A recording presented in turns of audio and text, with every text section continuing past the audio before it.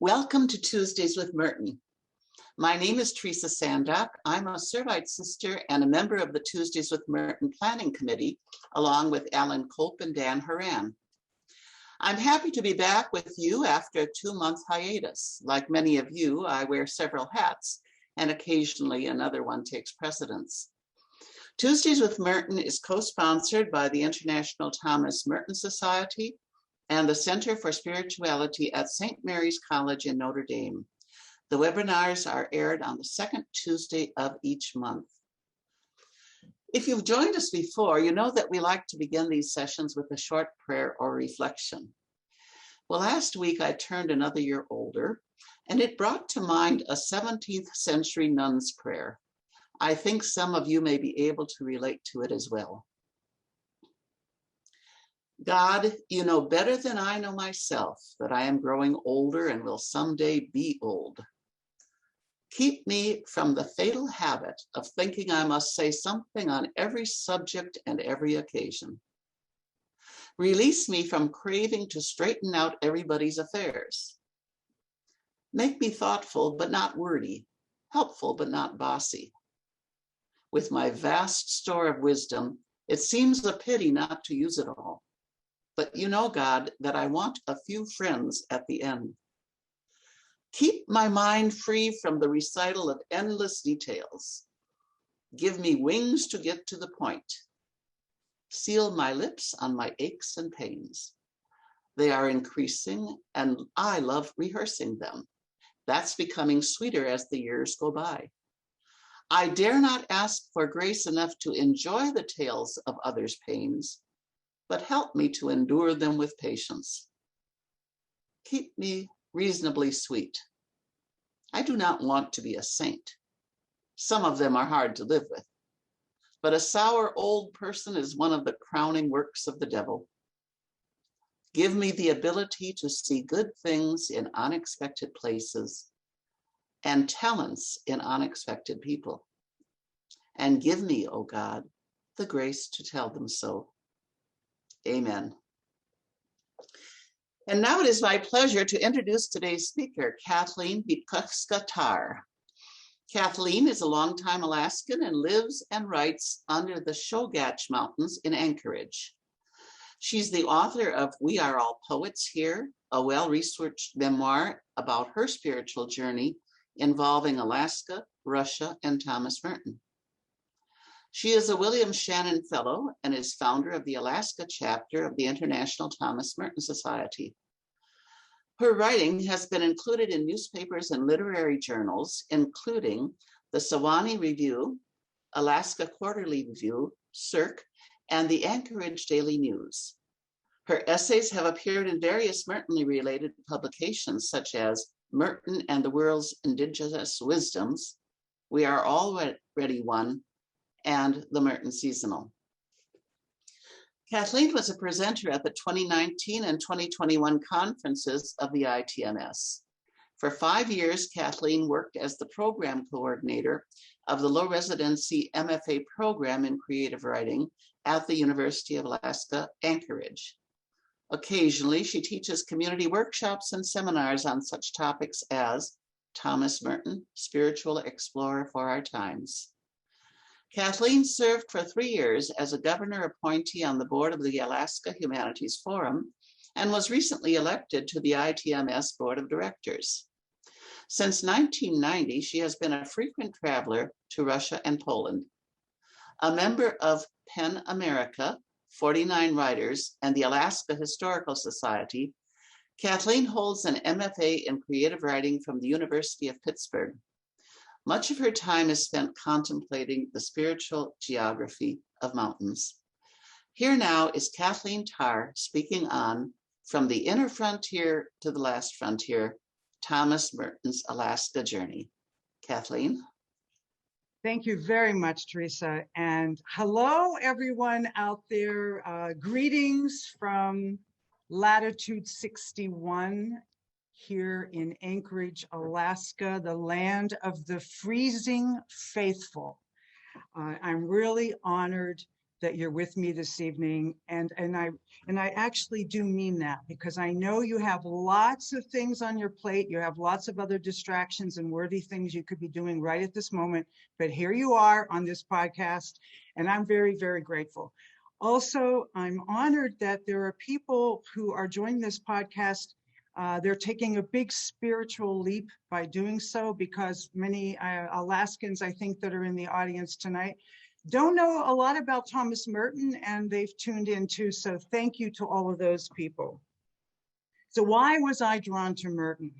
Well, it's not because he was Catholic and I was Catholic, because I wasn't at the time I discovered Merton in 2005. I discovered Merton and was attracted to him because of his literary talents, because he was a gifted writer. And I kept hearing a lot of things about him. He had written 50 or 60 books, and he lived in this backwoods Kentucky monastery. He had his own literary agent. And I mean, how many writers even have an encyclopedia devoted to them? So I was very, very curious about who Thomas Merton was. Well, I've been up here freezing with the faithful since 1978.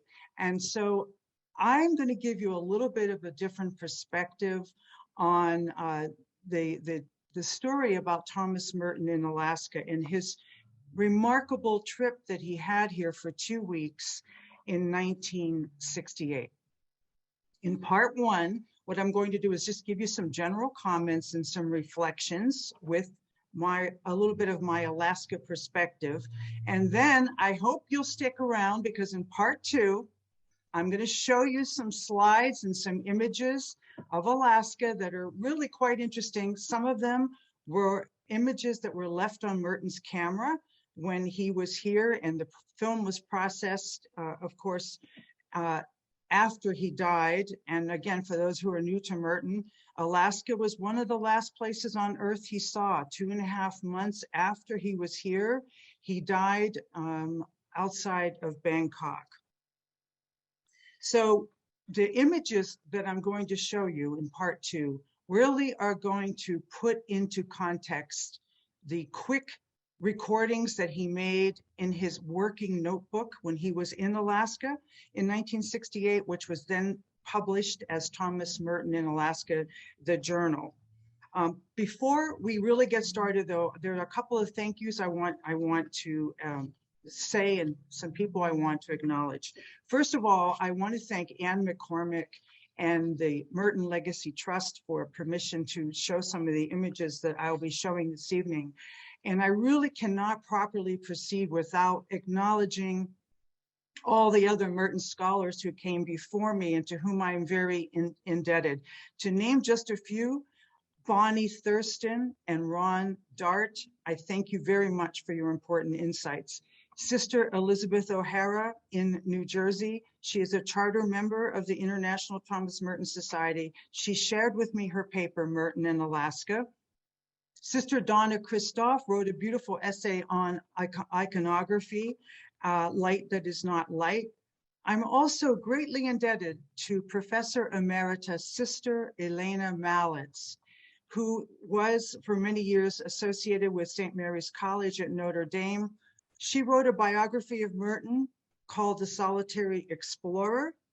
And in my early days of my Merton journey, this book was pivotal to me. It was just an excellent book, and I'm really grateful.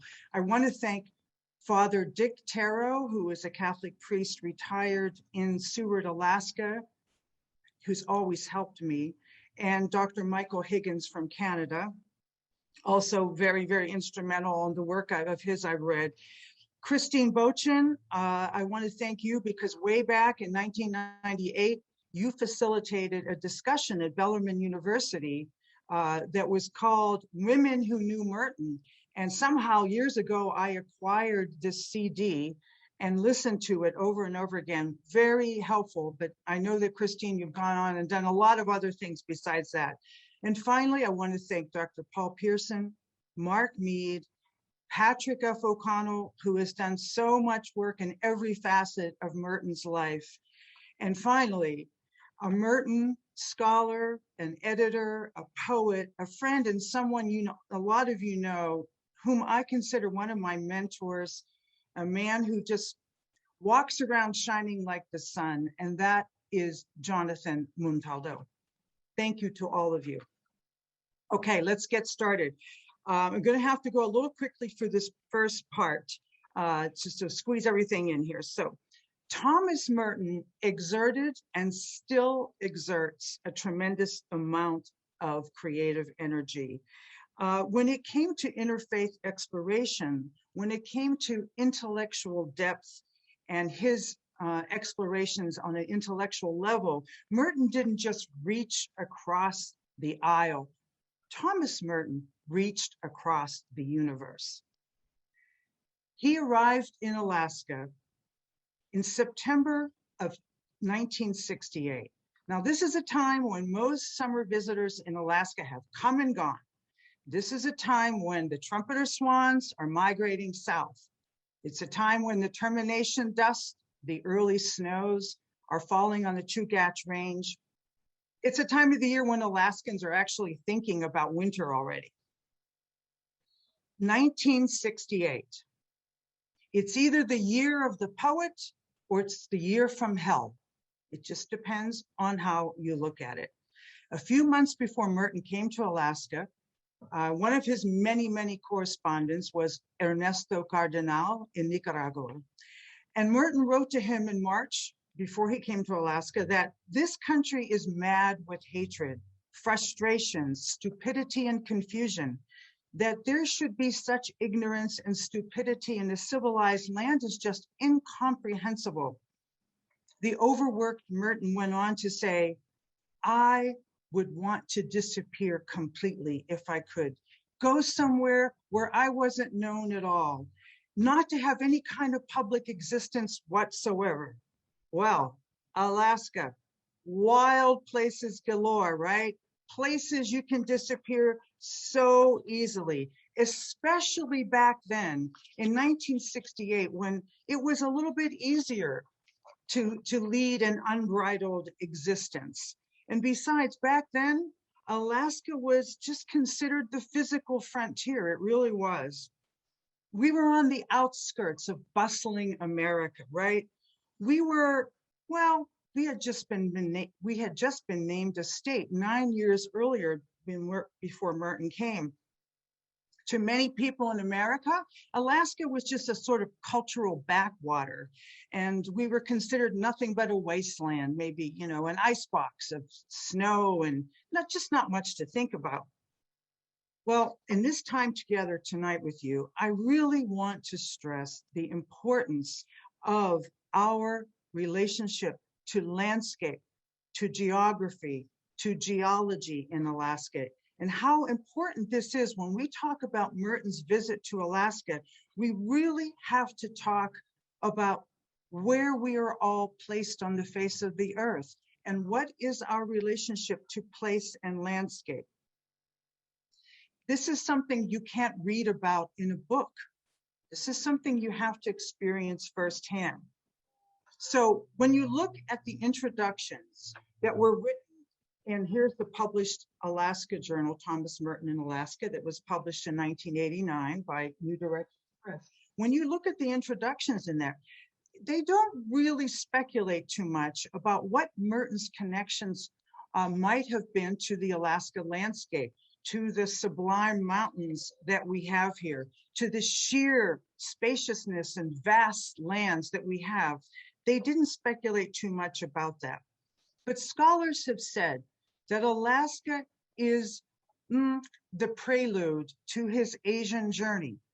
But I say Alaska is not just the prelude to the Asian journey. Alaska is the perfect prelude to the Asian journey. This is a land of instant geology. So what do I mean by that? Well, Merton spent a lot of time traipsing all over Alaska, and I will get to that later.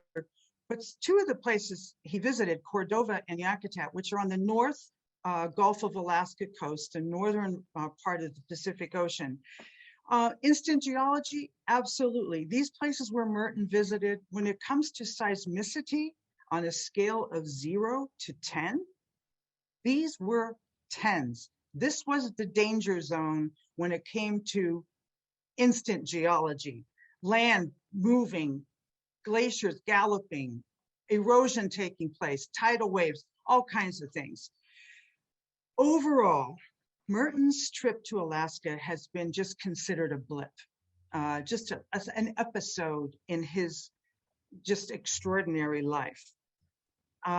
There was just simply so much to study after Merton died. The scholars were overwhelmed. Here's the official biography written by Michael Mott of Thomas Merton.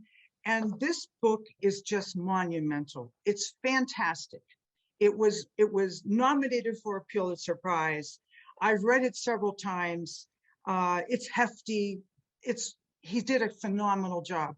But when I first looked at it, maybe more than 12 years ago now, I have to tell you, as an Alaskan, I was a little miffed, I guess you would say, because in 590 pages, there were only 2 pages devoted to his Alaska time. But it's understandable now why that happened. Again, there were journals, books, restricted journals, letters, so much to synthesize. And Alaska was this faraway place, and people didn't really get here then, the scholars, they just had too much work to do. So I understand it much more now. Some of you have heard me say this before, but I'm just going to have to repeat it because I think it's important.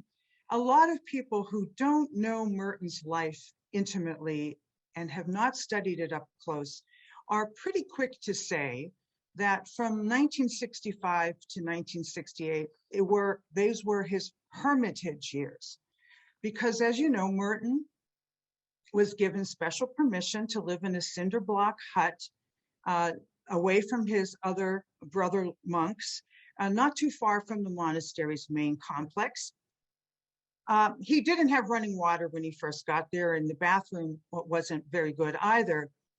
But from that hut, his hermitage, he could walk down and he could check his mail every day. He could get some meatless soup. He could talk to some people.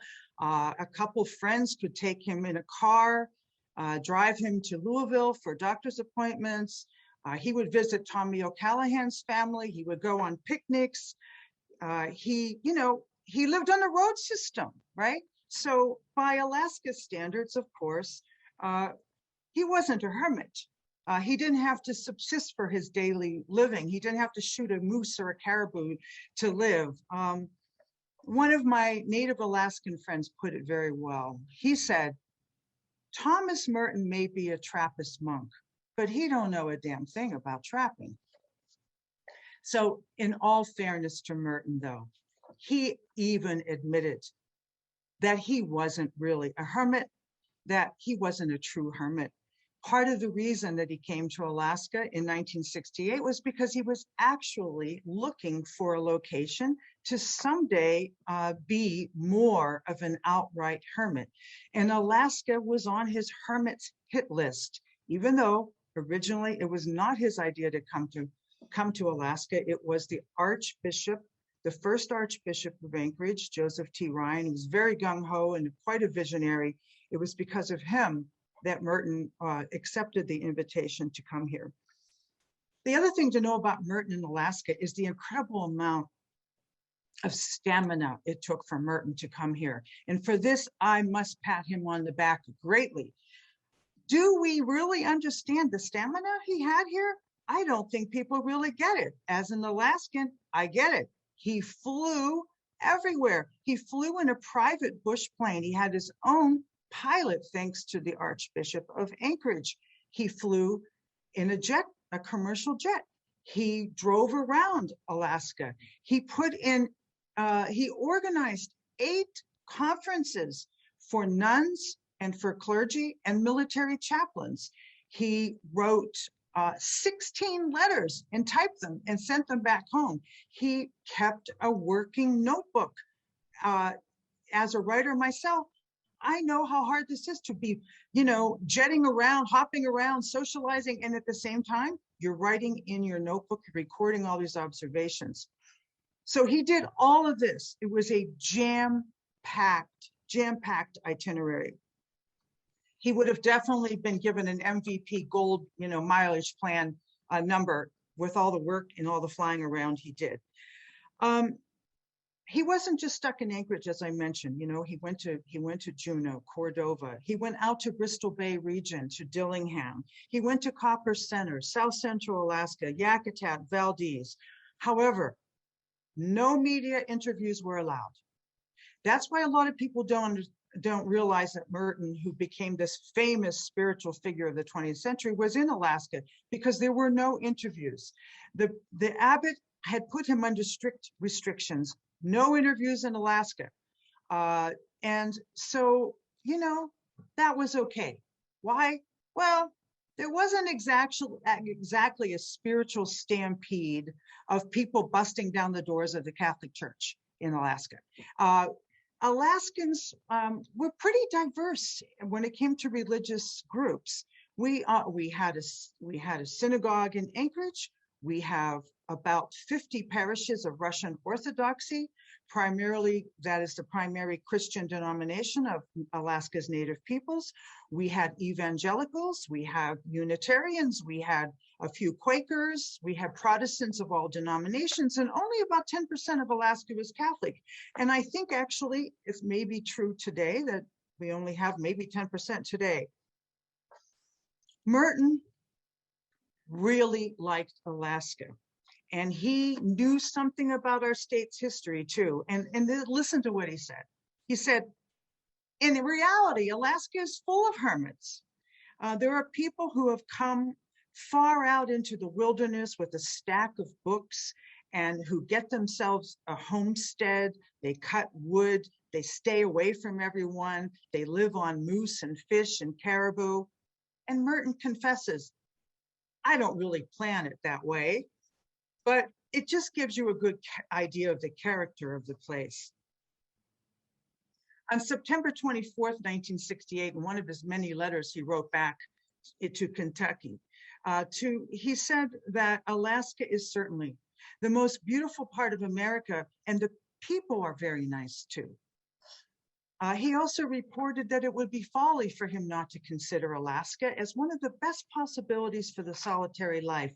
And he hopes that he could come and return here someday. When he was through with Asia, you ought to see this country sometime, he told the folks back at the monastery. Some of the mountain vistas that Merton was introduced to in Alaska, of course, he had been to the American West too. He had been to New Mexico and saw some mountains there, and he saw some in Northern California. But in Alaska, he saw the most. He saw the Chugach Range, the Alaska Range, part of the Aleutian Range, Mount Augustine, Iliamna, McKinley, now known as Denali, Mount Foraker, the Wrangell St. Elias Range, which now comprises 13 million acre national park and preserve. He saw Mount Sanford, Mount Drum, Spur, Baldy, Susitna, and my favorite mountain of all, Mount St. Elias, which is the second highest mountain in the United States, 18,008 feet high, which you can see on the horizon of Yakutat. By the way, there are at least 70 references to mountains in his Alaska journal. And I find this really interesting because in Kentucky, from what I can tell, the largest mountain is Black Mountain, and it's about 4,100 feet. So I've had many synchronicities with Merton since I discovered who he was in 2005. One of them is that we both have had an argument with a mountain. After Merton spent 2 weeks in Alaska, he ended up in northern India, where he was staying in Darjeeling. And this was close to the third highest mountain in the whole world, Kanchenjunga. Okay, that's 80 miles east of Mount Everest. And he could see Kanchenjunga from where he was. And he'd made some notations about it in very, very profound metaphorical, mystical notations about it. His argument with the mountain, and it's very famous in the Asian Journal. I also had an argument with a mountain, which was Mount St. Elias. And when I lived in Yakutat, which was the Tlingit Indian village on the North Gulf Coast of Alaska, population 350, no roads in or out. When I first lived there, I had a darkroom, I had a 35mm camera. I tried to capture Mount St. Elias in a beautiful photograph, sort of like what Merton was trying to do with Kanchenjunga, only I could never seem to capture it on film. But still, that mountain penetrated my imagination. It got me interested in Russian history. It got me interested in the prophet Elias I'd never heard of in my life, not having owned a Bible and having not been a member of any church group in my life. So that mountain led me to a lot of different things.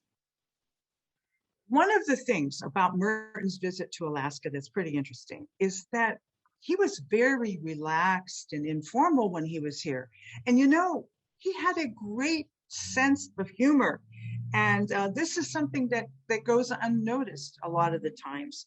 But he traveled with a boyish optimism. He was fully present, fully engaged, you know, receptive to the whole universe. Like whatever was going to happen to him in 1968, he was ready. He was really ready. He wanted to be less cerebral.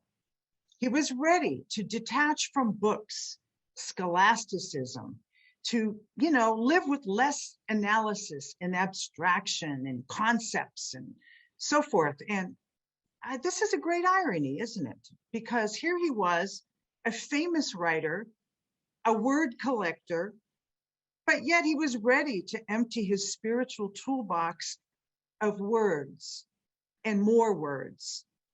As William Blake said, he was ready to cleanse the doors of perception. Let me share with you a couple of the humorous moments while he was in Alaska. So Father Tom Connery was a young priest who was the assistant to the Archbishop here in Anchorage. And Father Tom Connery told me that, you know, he got to escort Merton around to some places. And so one afternoon, he turned to Thomas Merton and he said, you know, Tom, I got to tell you, I mean, I really appreciated your Catholic conversion story in the 7-story mountain. But honestly, I didn't really understand the first 300 pages of your book. And Merton turned to him and said, that's okay. I didn't understand the first 300 pages either. It was a very confusing time in my life, Merton said. So the nuns that were in Eagle River, who had most of the workshops, that group with Merton, and who hosted him, fed him, they really took, you know, they were really worried about this VIP religious celebrity and the protocols. And so his religious name, Thomas Merton's religious name, is Father Lewis. And when the nuns asked him, what shall we call you? Well, he just looked at them and said, well, just call me Uncle Louis. So he was very, very informal. Here's a story from Yakutat. And this one is very near and dear to my heart since I lived there. So in Merton's Alaska Journal, he mentions Frank Ryman. And Frank Ryman lived in Yakutat and took him around and showed him the Tlingit Indian village. And Mr. Ryman and his wife owned a small lodge at the Yakutat airstrip, place I've been to many times. So in 1968, they took Merton there for lunch. Merton was sitting there having, about to eat. The cook comes out of the kitchen, plops the food down in front of Thomas Merton, and Thomas Merton innocently asks, whoa, hey, what are we having for lunch? And the cook said, well, we call it SOS, shit on a shingle, at which point Mrs. Ryman was completely mortified, and Thomas Merton just burst out into laughter. Another one, he said to the Alaskans on the ground here, look, you Alaskans don't have the luxury of worrying about a spiritual identity crisis, not with all those Kodiak brown bears running around and breathing down your neck. One of the nuns of the precious, the Sisters of the Precious Blood in Eagle River was asked to mend a pair of Merton's socks while he was here. However, she did mend them, but she kept them as a relic and never gave them back. Now I want to change gear here and talk about something far more serious. And that is the remarks that Merton made when he was here. Now, I do agree with the scholars that these talks that Merton gave in Alaska, which are found in the back of the Merton Journal, the published Merton Journal, were really the culmination, the grand synthesis of his life's work since he first entered the Abbey of Gethsemane on December 10th, 1941, at age 27. In Alaska, his topics were so wide-ranging in these conferences that really, to unpack each one, I could do a separate talk or someone else on every single one. There's just so much depth to what he said. So I'm only going to be able to cherry pick a few things here, but I hope that you will pick up the Alaska Journal sometime and you will read through Lectio Divina style, the content in the back. Here are some of the things briefly that he touched upon: Sufi mysticism, the Holy Spirit, prayer, how to pray, the contemplative life, Eastern spirituality, Russian theologians, Buddhists. He talked about Martin Buber, Eberhard Arnold, who in 1925 was writing in Europe.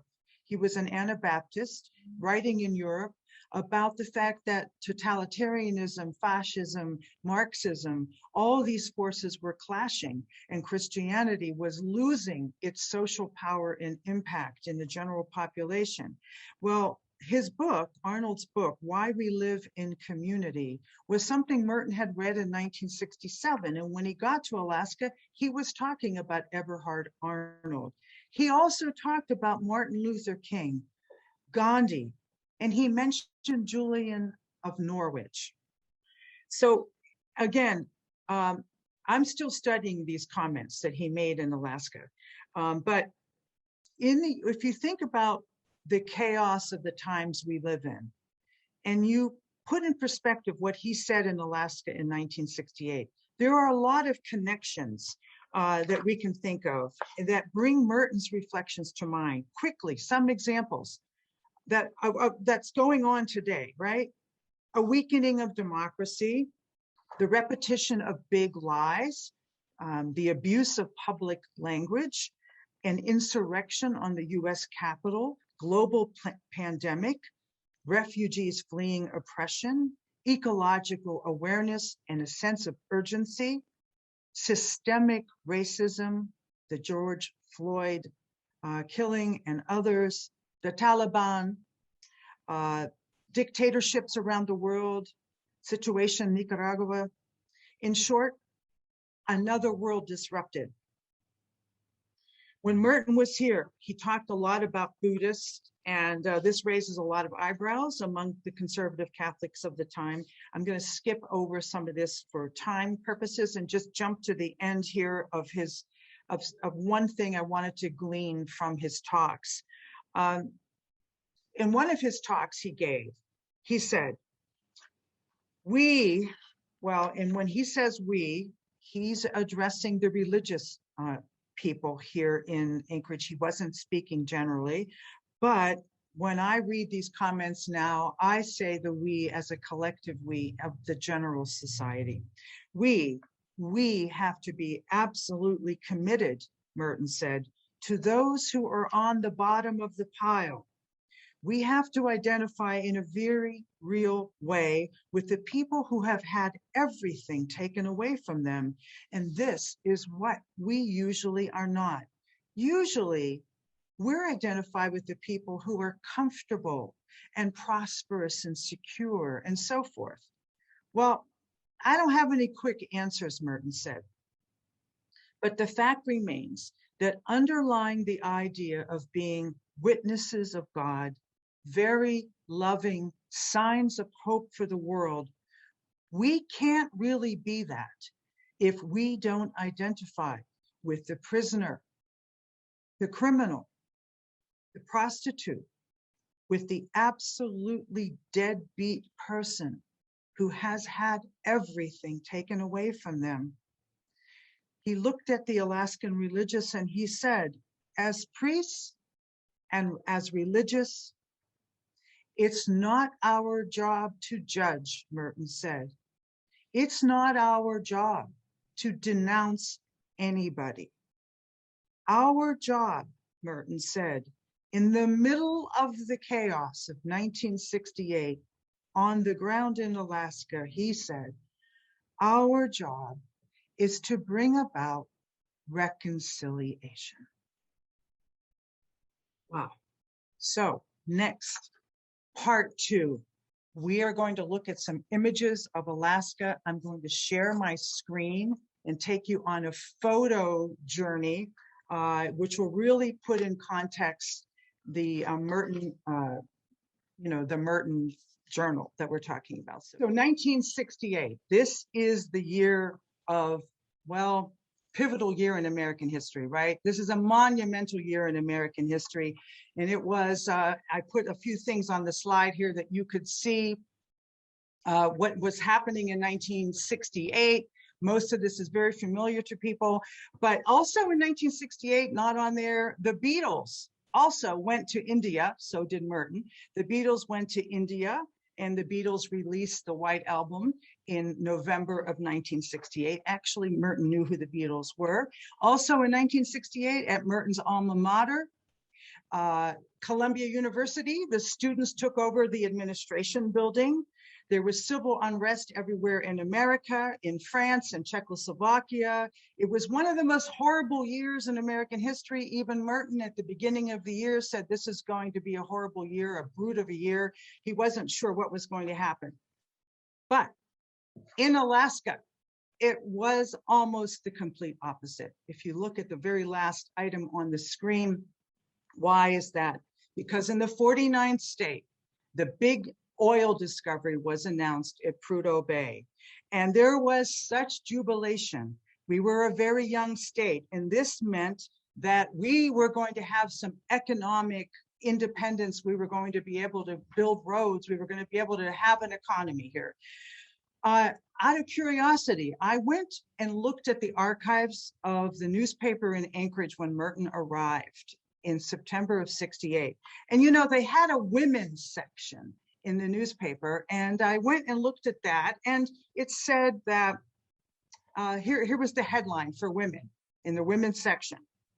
Hush puppies are a great addition to fish dinners.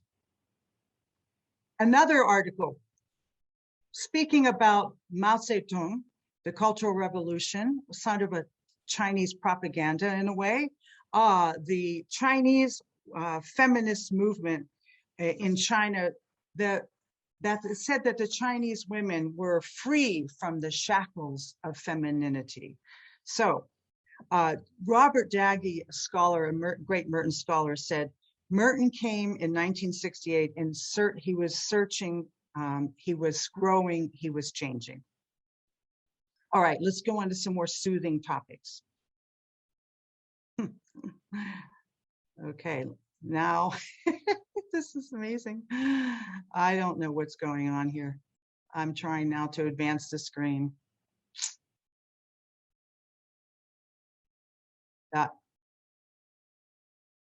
I don't know why it's not letting me go. There we go. Is everybody, did you see that one? Can you see it fully? We can see it, yep. Okay, so here we have a picture of some of the sacred mountains in Alaska, and a quote from Merton's journal: "I have found enough lonely spots here in Alaska to last any hermit until Judgment Day. The mountains here are the finest I have ever seen anywhere. It is a great land." Notice that is a picture that was taken by Thomas Merton. Here is a picture of Denali, the Great One. I took this photo on approach to Denali. Now, Merton never actually went to Denali, but he saw Denali from the convent in Eagle River through the window, and he made a couple of comments about that in the Alaska Journal. He talks about in those days Mount McKinley and Mount Foraker as great silent and beautiful presences in the afternoon sun. These are mountains that he did see: Mount Sanford, Drum, and Wrangell. This is just south of Glen Allen near the Galcana airstrip. And this is where Merton was flying with a private pilot, and he landed, and you'll see later on the picture that was taken of him. These are very big mountains in Alaska. Here's another one from the Wrangell Mountains. This one was taken near Copper Center. And again, close. Merton flew over these, near these, and comments about all of these in his journal. Here's a picture, here's a picture of the Chugach Mountains in winter surrounding Anchorage. This is a glacier south of Anchorage. Merton saw quite a few glaciers here. He did not see this one, but I put this one in because it's close to Anchorage, and if you can see the human figure in the middle of the screen, very small. This was taken with a drone camera, and you can see the scale of things. That gives you an idea of how you can really disappear in Alaska. Mount Redoubt, 10,197 feet directly across the inlet from Anchorage. This is an active volcano, and it had erupted just 2 years before Merton was here. It's a stratovolcano. When we're in Anchorage, we don't get to see this side, the exploded side of the volcano. But look what Merton saw.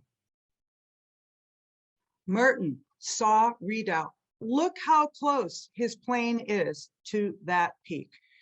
He makes this incredible comment on Mount Redoubt. It's handsome and noble in the distance, but ugly and sinister as you get near it. A brute of a dirty, busted mountain that has exploded too often. A bear of a mountain, a dog mountain with steam curling up out of the snow crater, and on and on. And he felt like at any moment the plane was going to probably be pulled right off of course and hurled into the mountain. Redoubt, a volcano to which one says nothing. I just find that's incredible, that photo that he took. Now, this is a 1930s photo taken by the USGS in Yakutat. And as I mentioned, Yakutat is where Merton went, one of the places he went. This is the Hubbard Glacier. It's a very famous glacier. It's 76 miles long. It empties into Yakutat Bay.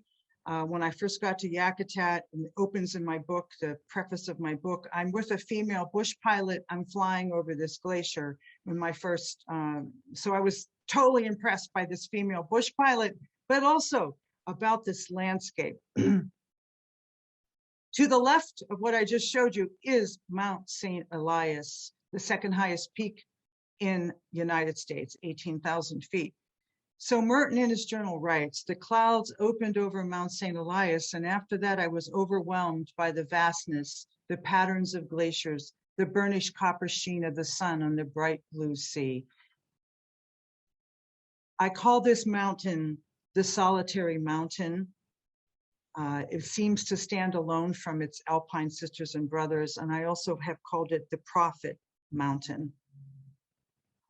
Here it is again from another viewpoint taken in Yakutat.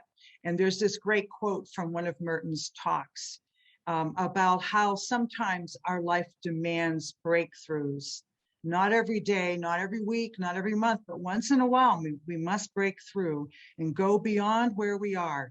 You have to build up all you have, all you've done, and push through with it. And then you can find that you are out of the woods, you're in a new clearing, you are somewhere else, and you're developing a new way. What a beautiful thing, he said, in Alaska. And there is that. There's my mountain. So you can imagine how startled I was when I first went to Merton's hermitage, the cinder block hut. And I found this icon on the wall, which of course I had read about. And this is an icon Merton kept in his hut before he came to Alaska. This is an icon of the prophet, the Old Testament prophet Elias, being carried up to the heavens in a fiery chariot. I couldn't believe that Merton had an Elias icon and that Merton had written a poem, Elias, Variations on a Theme. Here's another glacier that Merton saw. This is the Mendenhall Glacier in Juneau. And he talks about the torrential rains that met him in Juneau. It wasn't a festival of rain like he used to talk about in some of his essays. No, this was a downpour like he had never seen before. Another picture that Merton took, quite interesting photo by Merton. This is another volcano he photographed, the Augustine volcano. And I think, that's a pretty good shot, a pretty good photo that he took. So let's talk about the scale of things. And here's a map that shows where Alaska is in relation to the rest of the country. And in square miles, Kentucky's about 40,000 square miles, New York about 54,000 square miles. Now look at Alaska, 663,000 square miles. So that's what I mean when we're talking about the geography, thinking about where Merton went in Alaska, how far he had traveled to get up there, and then how much traveling around he did. Alaskans really like to do this. We like to superimpose a map of Alaska on the United States because it's about roughly 1/5 the size of the United States. And of course, I can't see Russia from my back door, but I can feel Russia a lot of times because Alaska has place names that are still in use today and for Russia. And you can see how close we are to Russia. And during the period of glasnost and perestroika, when Mikhail Gorbachev was the prime minister, there were many exchanges between indigenous groups of Alaska and Siberia because they share common heritage, common genes.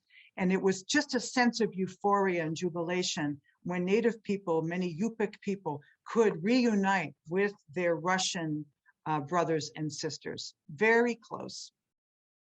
This is the type of plane that Merton flew around in. This is not the plane itself, but this is the same model. It's a Piper Aztec. And when I was working on my book, I flew out to Dillingham. Merton comments about Dillingham, how it looks like Siberia. And I stayed some nights out in Dillingham. I did a solo trip. My cell phone went dead. I was really, I didn't know. I was trying to find a pilot to take me up and fly over Lake Alignagik, but it took a long time. But I finally did get a pilot to do that. Everybody out there is very busy commercial salmon fishing, so it was hard to get a pilot. But that's the kind of plane he took photos from. Here is our big airport in Cordova, Alaska. This is it, folks. It's a sheet metal building, just like we have in Yakutat. There's only a few flights north, one flight south each day. It pretty much looks exactly the same as it did when Merton saw it in 1968. And I will tell you here, since we're on the subject of Cordova, Cordova is between Anchorage and Yakutat. The best prospect for Merton to locate a hermitage in Alaska was indeed in Cordova.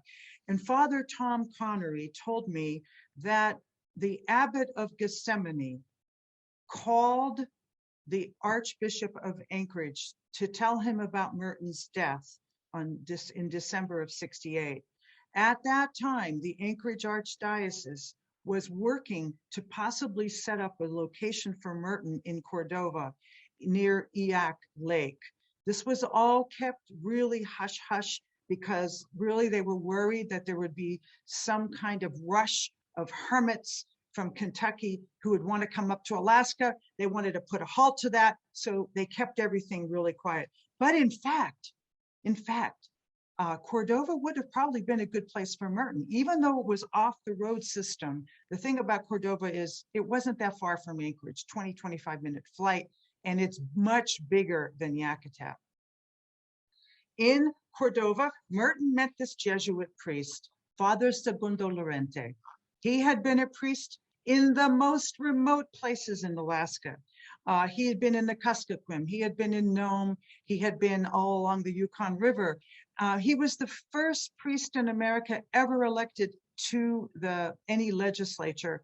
Merton met him. This is, by the way, Father Lorente's, Segundo Lorente's memoir.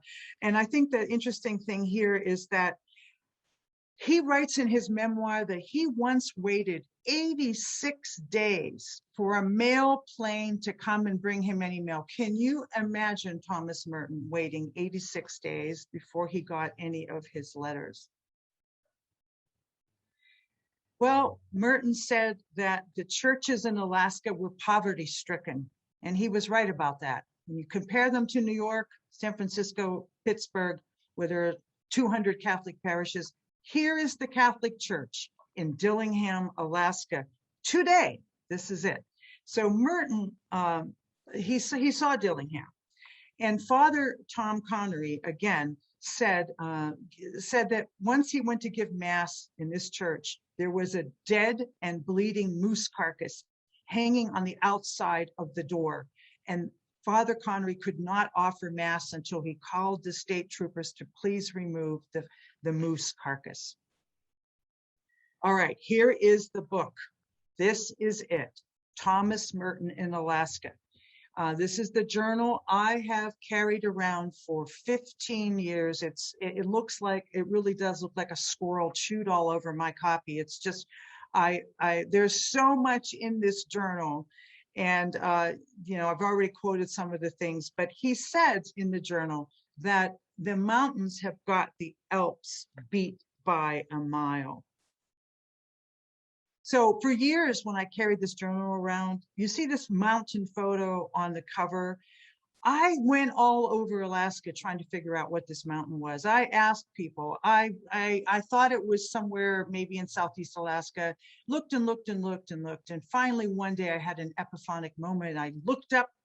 I was in South Anchorage. There was the mountain on the horizon. It is right in Anchorage. It is the O'Malley Peak, about 5,000 feet high. There it is again on the cover of his journal. You can see on the left where Merton was in the plane and he's going by the mountain. But the thing is about mountains is there's so many of them in Alaska, and it depends on the angle, it depends on the light, depends on the climatic conditions. The mountain can be right in front of you, can look completely different, right? And so that was the mountain that he snapped, and that became the cover of the journal. When the journal, and this is, by the way, is my cell phone photo. I tried to capture it, not very good job, but that's the best I could do.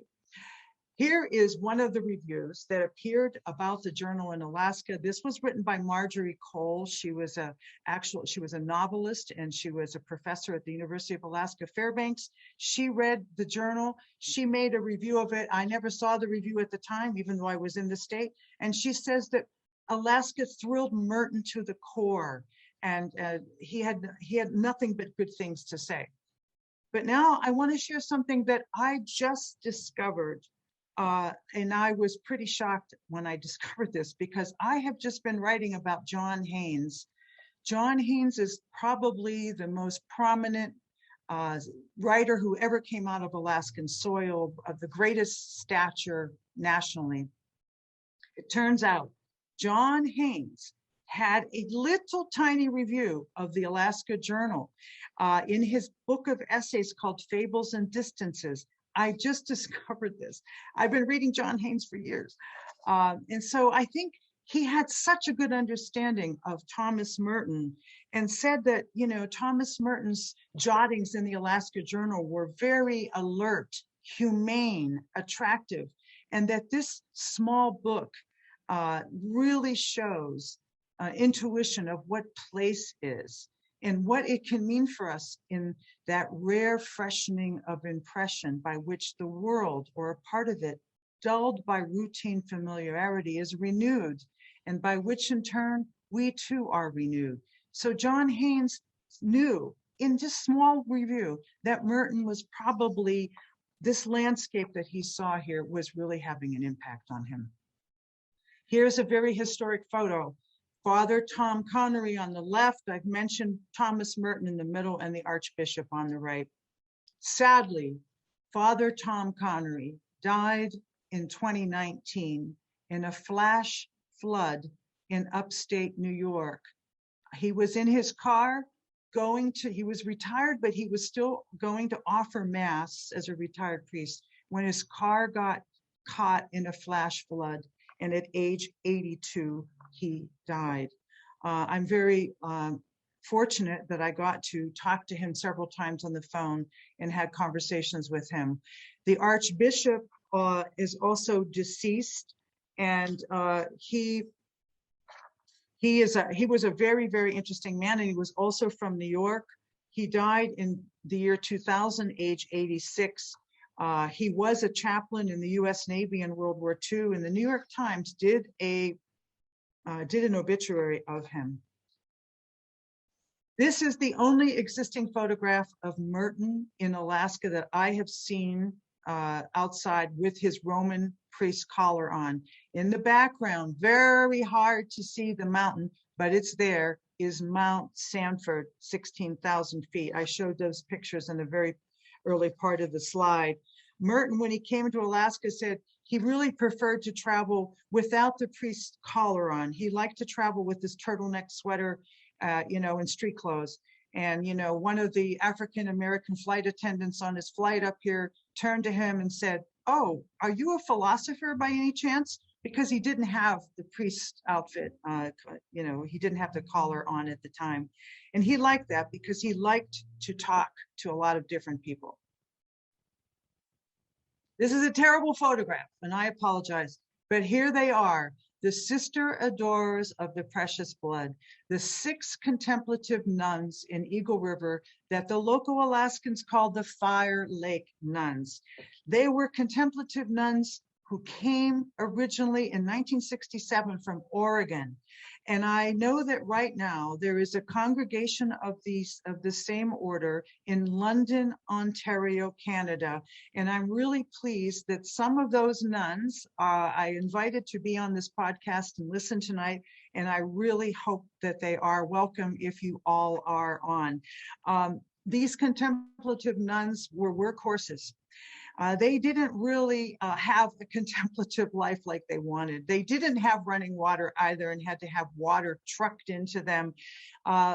They were in Eagle River, which was not part of Anchorage at the time, and it was considered more remote than it is today, certainly. But the Archbishop was worried that the nuns and some of the clergy were going to get cabin fever. That was one of the reasons he sent Merton up here, hoping that he would inject some vitality and some optimism into them. So one of the nuns that Merton talked to originally down in the Our Lady of the Redwoods, another order he spoke to, said that Merton's gift was, his greatest gift was to call forth the greatest gifts that are within us and to develop the gifts that God has given us. Here are the sister adorers with the chaplain having a conference. Merton stayed in the chaplain's trailer. This is the convent where the nuns in Eagle River welcomed Merton. Right now, this is now called the Big House because the nuns left about 1.5 years after Merton was here. There was just too many logistical problems. This house now is on the property of St. John Eastern Orthodox Cathedral. It's off to the left. You can't see it in this picture. And it's a really beautiful house, and it's still used a lot today. Downstairs, there is a Thomas Merton room with Merton photos. This is the room where Merton spoke to the nuns when he did his day of recollection in Eagle River and his workshops. On the wall on the left, you can see an icon. This icon is the icon of the first Russian Orthodox saint ever canonized in North America from Alaska, Saint Herman the Miracle Worker. Very important Russian Orthodox saint in Alaska. Not too far from the convent is Mount Baldy in Chugach State Park. I took this photo. This is where Merton went hiking. I think it's really interesting because in those days, Merton went on a hike from the monastery. There was no road. There was no road to the trailhead like there is now. So Merton actually walked pretty far. And in his Alaska journal, he says, I climbed a mountain and I was really tired after it. So I think, again, this speaks to his stamina. There was about a 1,300-foot elevation gain here.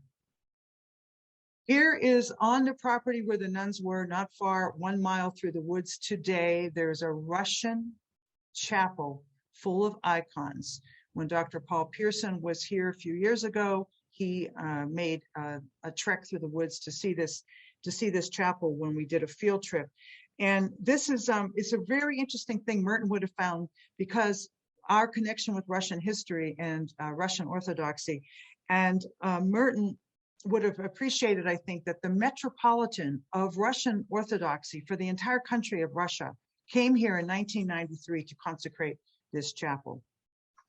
Inside St. John's, the Eastern Antiochian church that's on the convent property today, look at all these icons. And you know what? Most of them were painted by a woman who was a member of the parish, who her name is Robin Armstrong, and she now lives in Kodiak, and she did a tremendous job. Here are the Russian Orthodox saints of Alaska. There's Saint Herman, who was glorified in 1977, Saint Innocent, Saint Juvenali, Peter the Aleut. Outside of the convent, here's parts of the Chugach State Chugach Mountains, and something that Merton commented on. He was very disturbed that there was such a military presence in Alaska, but you know, right above where he was driving, there actually was a nuclear missile site. Here it is today, what's left of it. This is, you know, it was the Cold War, and Alaska's military was stationed here up on the mountaintop. We had men there all year round because they were trying to protect American airspace from Soviet jets. So this Nike Missile Site Summit was very, very active. Of course, you know, Merton wrote the Cold War letters, and they had to be censored. He was talking about the Cold War really early in the 1960s. This is the secret Nike missile launch site for the defense against the Soviet Union, right above the hills where Merton was. I don't think he knew there were nuclear missiles. I think he would have been extremely upset if he had known that. These are my dear Russian friends who came to Alaska in 2015 to shoot a documentary film, and we were hiking around the place where the nuclear missiles were once pointed to their country, the Soviet Union. Merton mentions a Russian hermit in his Alaska journal. This is him, Father Gerasim. He died 1 year after Merton was here. Merton really wanted to meet him. He lived on Kodiak Island.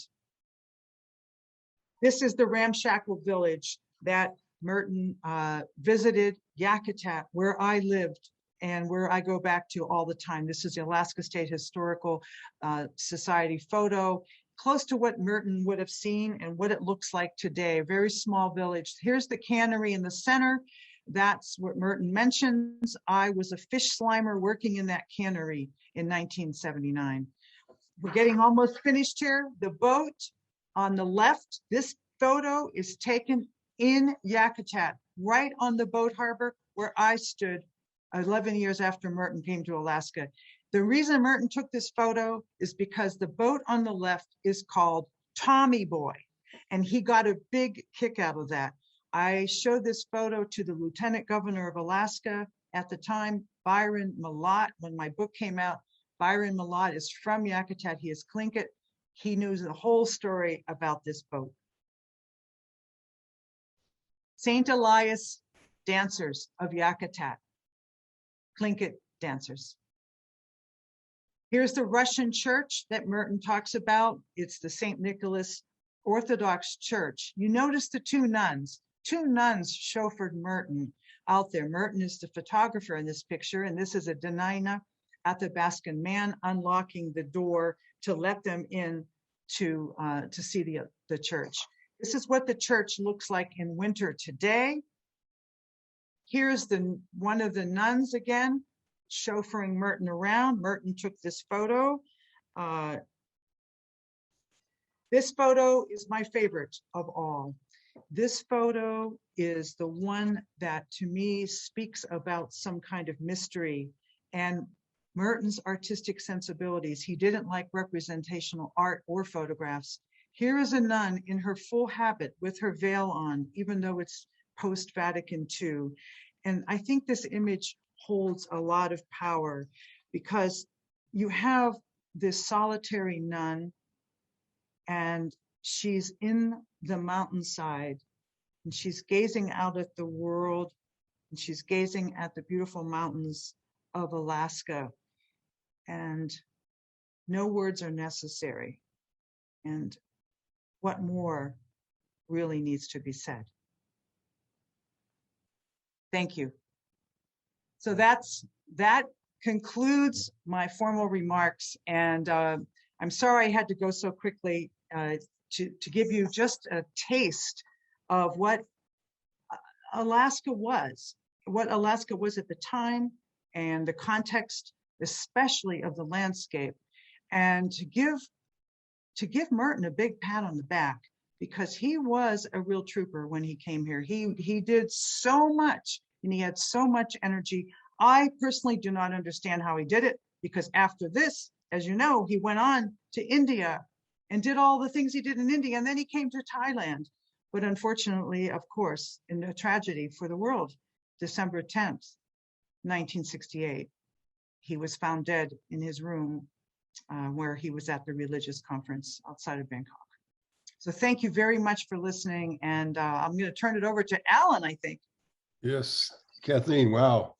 I'm almost breathless at the breathtaking Alaska. I've never been to Alaska, so I feel like you took us there.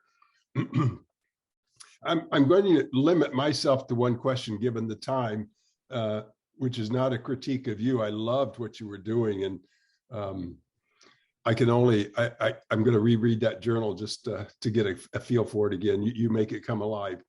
But I was thinking, Merton really was a visitor to Alaska. He spent, some few days there. You've lived there for a long time now. And so I was just thinking, how do you think the landscape of Alaska impacted him? You made a comment near the end of your talk, landscape having an impact on him. So if you could just summarize for us, what do you think the landscape did in terms of impact on him? Well, thank you, Alan. I think the way to say it best is that, he took a vow of chastity, a vow of obedience, a vow of poverty to become a monk. When he came to Alaska, he took a vow of wonder. That's what happened to Merton in Alaska. He took a vow of wonder. It is impossible to come to Alaska and not have this land get into your blood somehow, to be inspirited by the land, and I think embodied by the land. And I think that's what happened to Merton. I think he took a vow of wonder, and I think that, like I said earlier, this wasn't just a prelude to his Asian journey. This was the perfect prelude to his Asian journey. Wow, that's great. I mean, I think I could take a vow of wonder. So what a fantastic takeaway. And I'm going to throw it back to Teresa and she can wrap this up. And someday I'm going to see you in Alaska. I'm going to invite you all up here at some point. Oh, thank you so very much, Kathleen. Just what a vivid picture you gave us, not just of Alaska, but of Thomas Merton in Alaska. I want to extend a special thanks to Father Dan Horan and the Spirituality Center at St. Mary's College for providing the Zoom platform and the technical support for Tuesdays with Merton.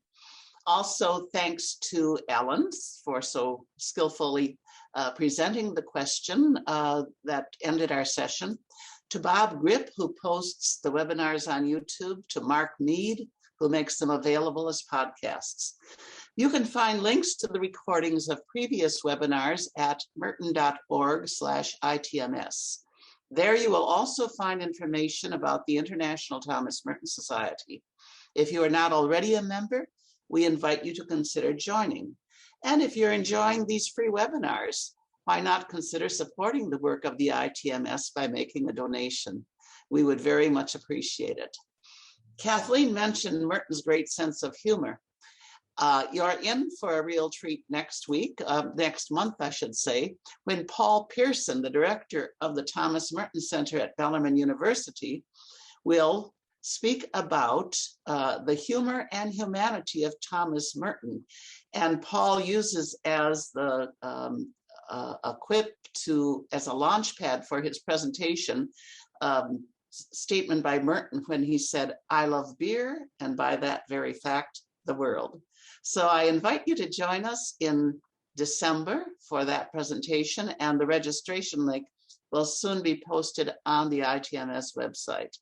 So for now, goodbye, stay safe, and we look forward to seeing you in December.